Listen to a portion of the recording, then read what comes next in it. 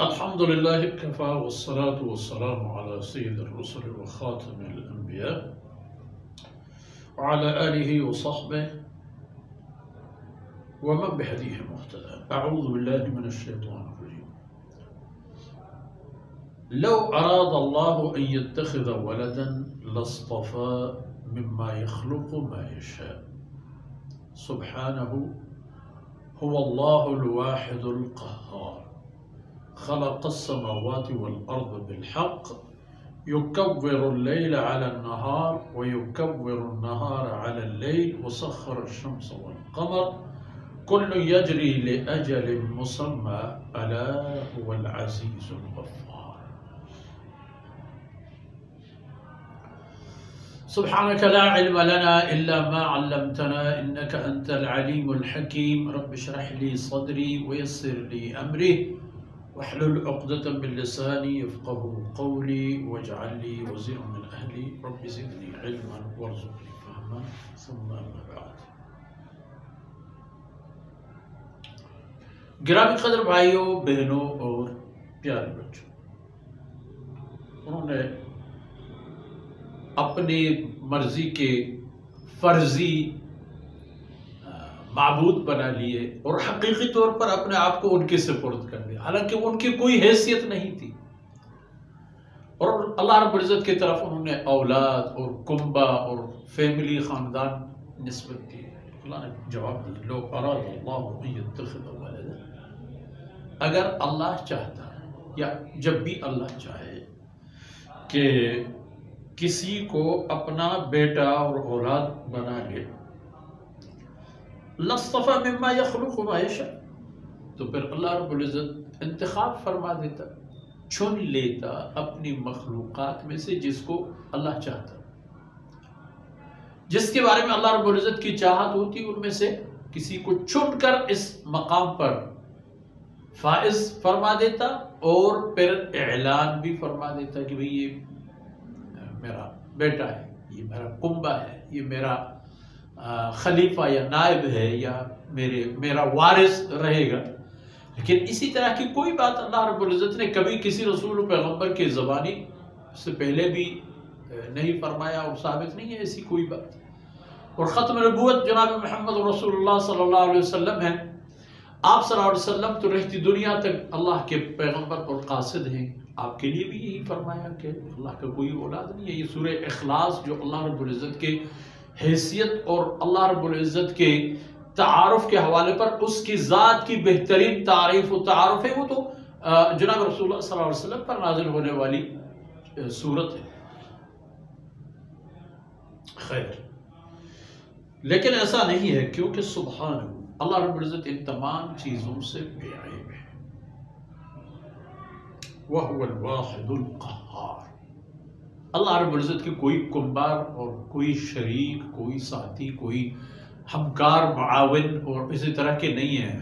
وہ الواحد، اللہ اکیلا ہے، ایک ہے، اللہ ایک ہے، اور ہے بھی قہار، اپنی طاقت سے تمام کائنات کو مسخر کرنے والے، اتنی قوت کے مالک کہ اس کے حکم کا انکار کوئی بھی نہیں کر سکتا، کوئی بھی نہیں کر سکتا۔ انسان کے انکار کو مت دیکھ، یہ تو اس کے لیے امتحان ہے۔ حقیقی طور پر اگر دیکھا جائے، اللہ کے امر سے کسی بھی مخلوق نے کبھی سرپیچی نہیں کی۔ خلق السماوات والارض بالحق، اس نے حق کے ساتھ آسمانوں اور زمین کو پیدا فرمایا۔ یکور اللیل علی النہار، کبھی کبھار رات کو دن میں تبدیل فرما دیتا ہے، اور دن کو رات میں تبدیل فرما دیتا ہے، یعنی حصہ رات کا کچھ حصہ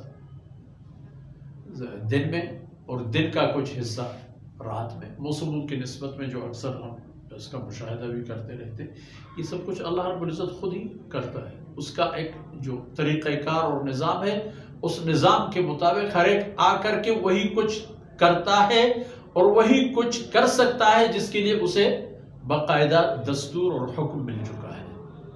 کوئی انکار اور بغاوت کا کسی سے گنجائش نہیں ہے. اور کیا چاہیے؟ وَسَخَّرَ الشَّمْسَ وَالْقَمَرَ، اور اسی ذات نے سورج کو اور چاند کو اپنا مطیع و فرمانبر بنایا ہے.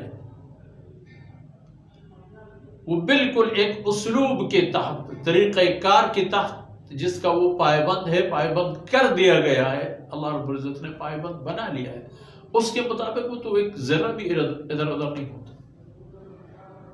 اس دور میں جو ٹائم ٹیبل کو منٹوں اور سیکنڈوں کے تناسب سے ایک تقسیم کر دیا گیا ہے تاکہ وقت کے استعمال کا ہمیں صحیح معنوں میں احساس ہو اور اندازہ ہو کہ وقت جو 24 گھنٹے روزانہ ہم کہتے ہیں اس کا کتنا حصہ گزر گیا، کتنا حصہ باقی. یہی کچھ بھی ناقابل تغیر اور ناقابل تبدیلی ہے. چاہے گرمی ہو تو اس کے مطابق گرمی، دن اور رات کے تناسب، سردیوں کے موسم میں تو بھی اسی طرح دن رات اور ان کے کمی بیشی. اور فرمایا کل یجری لاجل مسمى، یہ سورج ہو یا کہ چاند، ان میں سے ہر ایک اپنے ایک معدود و محدود مدت کی طرف دوڑ کر چل رہا ہے، جا رہا ہے، جریان اور حرکت میں ہے، لیکن لأجل مسمى، ایک معلوم اور متعین مدت کے لیے. ہمیشہ سے ہمیشہ تک نہیں، اس سے پہلے یہ نہیں تھے.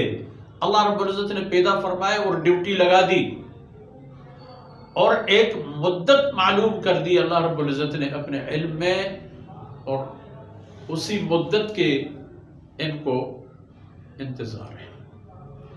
جب تک وہ مدت نہیں آیا ہے یہ اپنے دائرے میں گھوم رہے ہیں بڑی تیزی اور سرعت کے ساتھ. الا هو العزیز الغفار. ہاں، جان لو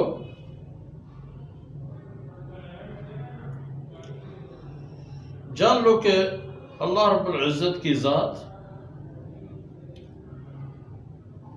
غالب ہے لیکن غفار بھی ہے. سبحان اللہ. عزیز الغفار، وہ طاقتور جس کی طاقت کے سامنے کسی کی کوئی بھی حیثیت نہیں ہے.